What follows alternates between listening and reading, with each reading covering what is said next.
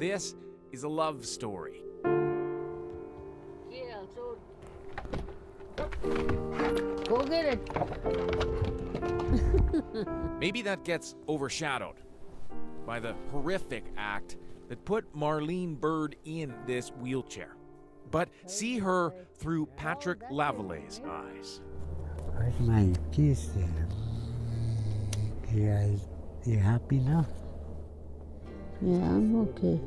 Recall the evening 15 years ago he fell in love when Marlene walked into a bar. She was just beautiful. She had long hair right up to her rear end. She looked like a real working class woman, eh? And high heels. I told James, now that's the woman I want, I said, eh? Because I didn't know nothing about her. And he laughs at me and he said, smarten up, Patrick, that's my sister, he goes. His humor won her over, and Patrick made Marlene feel Safe. That he wouldn't hit me or anything like my ex. Oh, yeah. I felt safe around him. I just hold her so she doesn't keel over. safety. She needs that now, more than ever, since a vicious assault left her without legs. Is it on there? No. Yeah. No. One question keeps looping in her mind. A question for the man who attacked her. Why did he do this to me? Why would he do that to me, a woman? That's where he come from, a woman. Why would he want to try to kill me?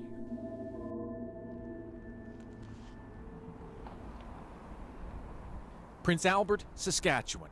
Many migrate here from Indian reserves up north, just like Patrick and Marlene did. Help me a house. They've been a couple a long time now, both alcoholics, both homeless. Not having a home became for Marlene a way of life. She'd sleep at her auntie's or friends or the homeless shelter. In the winter, they let people sleep downstairs. They had a lot of beds. So many people could sleep as long as they get there. And that started to feel like normal. yeah, it started to feel normal for me.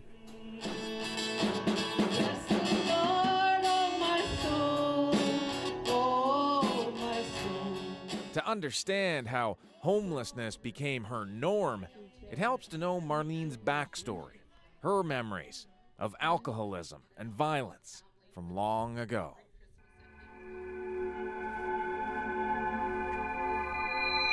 Memories from her childhood in the north.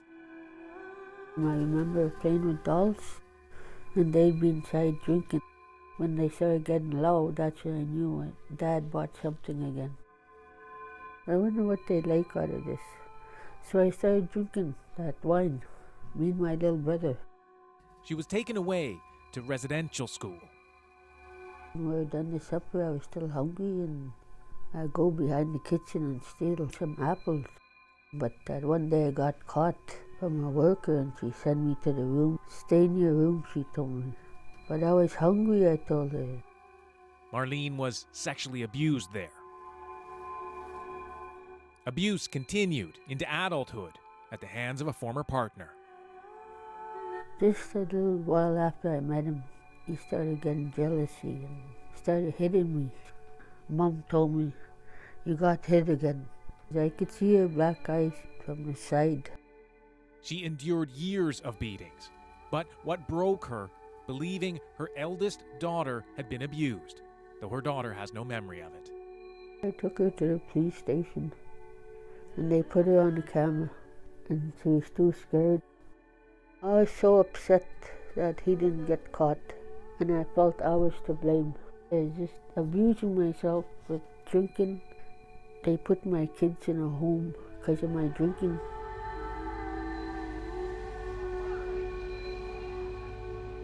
After experiencing all of that trauma, maybe it wasn't a surprise that Marlene Bird ended up living, surviving here on these streets. And it was on these streets, late one June night, that a vicious attack left Marlene fighting for her life. Those who found her here, beaten, burned, barely alive, said it was like a scene from a horror movie. She was flown to a burn unit in Edmonton, clinging to life. Marlene Bird became the latest Aboriginal woman victim, a hashtag, a statistic.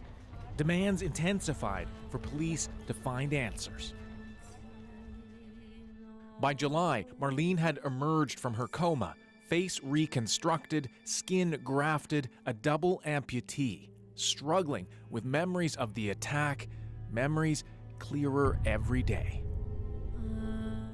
She remembers sharing a bottle with her cousin. Then she left a downtown store and joined a trio of drinkers. I remember walking with Dene people. They said, "We have a drink too." I said, "I have my own." I said, "No, come with us. We'll all go have a shot." I know there was 3 of them for sure. And I thought they're my friends. Then all of a sudden, somebody started hitting me on the head with a board with a nail on it. And then I started to get weak. They probably wanted to try to break my skull or something. It is that nail that knocked me out. And then I just laid there and they abused me. I don't know what it was they poured on me. They poured it all over it, but it was something that starts fire.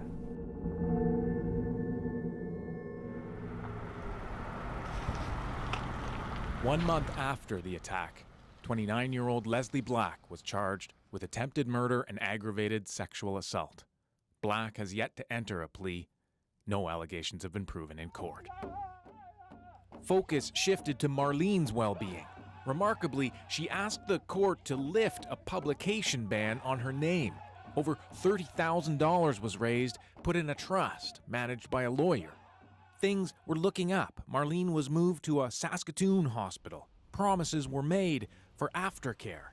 But something went wrong. When Marlene insisted on returning home to Prince Albert, she was shipped there in a taxi. Nowhere to live, she started drinking again. That landed her back in hospital, battling alcoholism, no long-term plan for detox or housing. I don't mean to have self-pity, but I miss my legs.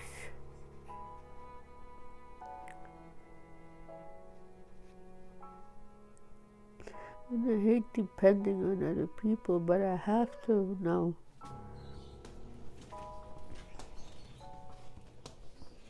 The only place that would take her and Patrick, this senior's home.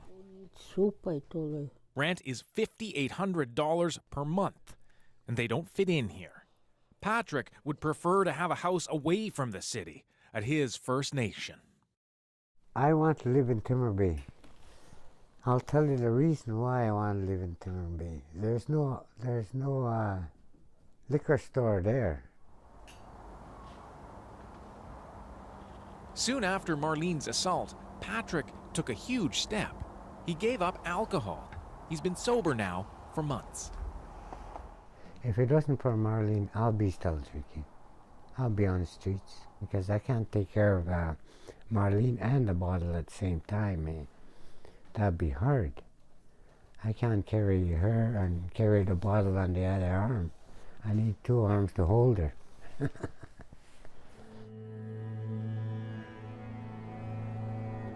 But Marlene is coping with her trauma the best way she knows how, by drinking.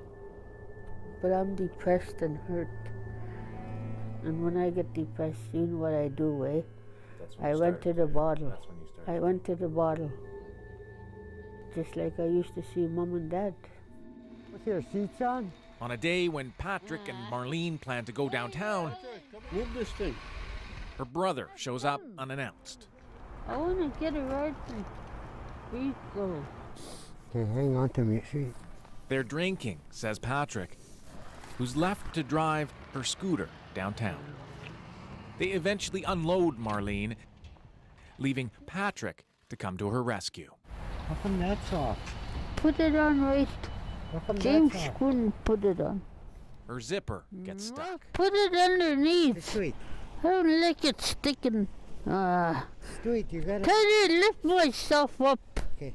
What's zipping me up? Marlene, I'm cold on my legs.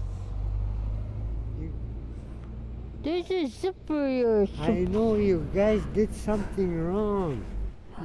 Shit. Marlene heads to the homeless shelter where Patrick can help her get dressed. Whatever they're in drinking in there, but they're drinking something. Right. Yeah. She changes really quick. That's why I have a rough time with her when she's drinking. My best friend. Your street friend. At the shelter, Marlene is amongst friends. I love you. You'll always be my friend. You know that, eh? I love you, bro. Yeah, I love you too, sister. But it's clear many here also battle alcoholism, and they're not the best influence. To me, it's frustrating, and see all these people around. Those are her friends, eh? And they give her drinks and things like that, eh? But there's nothing else I can do. I can't say, don't do that, you know. It's her life, not mine. Okay, I'll give you $5. Well, I'll give you $5 of my own money. Okay? What about 10? Oh, hey. The next day, Marlene visits Donna Brooks, the head of the YWCA. I'll give you $10, but you can't drink it. Okay, I promise. Deal? I want to go to bingo. Are you gonna go to bingo? Patrick has disappeared, frustrated. Marlene is boozing again, depressed. But the point is, I don't like that guy, what he did to me. You're a very strong woman. Justice will come for you. Well, give me your legs then. Marlene calls her younger daughter, who grew up in foster care. She too is drinking. You want a shot of your wine? Where's Patrick? I think he's mad. I just saving up for a bottle. I don't want no painkillers. I need some wine. They head for something to eat. How am I gonna get in there? Ugh. I just want to go home like I used to sleep. Her normal has been ripped away from her. She was able to survive that life for 47 years. It's not our place to judge that. But because of the disabilities, that her ability to survive that lifestyle has now been ripped away from her. It doesn't help Marlene that this city is in crisis when it comes to alcohol consumption and homelessness. When we come back, if you don't have a home or shelter, how are you really, truly able to get a hold of your addiction?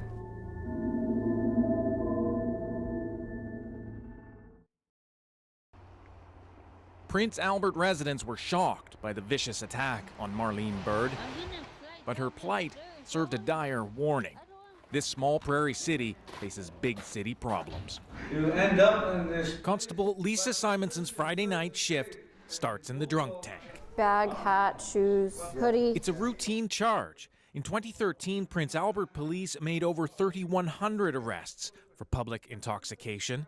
Compare that to 1,900 arrests in Saskatoon, a city 6 times larger. Alcohol seems to fuel a lot of the calls that we go to. Everything from family disputes to intoxicated persons to disturbances. We see it firsthand. So we're going to a family dispute right now. Apparently this male is highly intoxicated. Studies show Prince Albert's per person spending on alcohol is $1,250 per year, nearly twice the provincial average. She's got a bunch of abrasions and bruises. Constable Simonson's night is a succession of alcohol-fueled violent incidents. Are there any kids? Like this call, a domestic.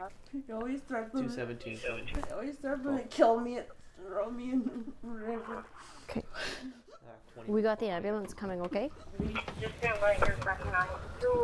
The costs of using police to tackle alcohol misuse add up. It's frustrating. As a first responder, it's frustrating. And especially seeing the chronic alcoholics that are continuously coming through our doors. And if you don't have a home or shelter, how are you really, truly able to get a hold of your addiction and get onto the right path? Come on in. Are you sober tonight? After 4 people froze to death a few winters ago, You can put your shoes up there if you want. the city did add emergency shelter beds. You sober? No, you look a little intoxicated. Don't fall on your face because I can't pick you up. And yes, there's talk of a regional alcohol strategy. Have a good night. But a startling number of people here have drinking problems and no place to live. Nowhere but outside. There's no place. If detox is full, if the hospital's full, and the police station, they've got no place but train tracks or under the bridge. But it's kind of tough for them. I feel sorry for them. This is the situation Marlene Bird was in. There's tons of Marlenes out there. Lots of Marlenes. And it's just a matter of time before it happens again, that a woman or a man is in a really vulnerable position like that and gets attacked. Okay, there's one part. Did you have something to eat? I can put you somewhere. This is where the vulnerable gather for a meal, some cheer. Oh, I could sit right there at the end. This is Patrick and Marlene's community. Marlene is sober again. She's a survivor, always has been. Patrick will do his best to care for her. Both have simple dreams. For me, it's a home, because I like being independent. And I dream about myself having legs, and I wake up and then I got no legs. I dream about myself walking far like I used to. It's just that I gotta try to get used to myself being like this, like other people too. They're disabled and they're used to that now, I guess, and they don't drink. That's what I want to be, strong like them. When asked about the future, if they'll be together, say 3 years from now, I don't even know if I'll be together when we get out of here.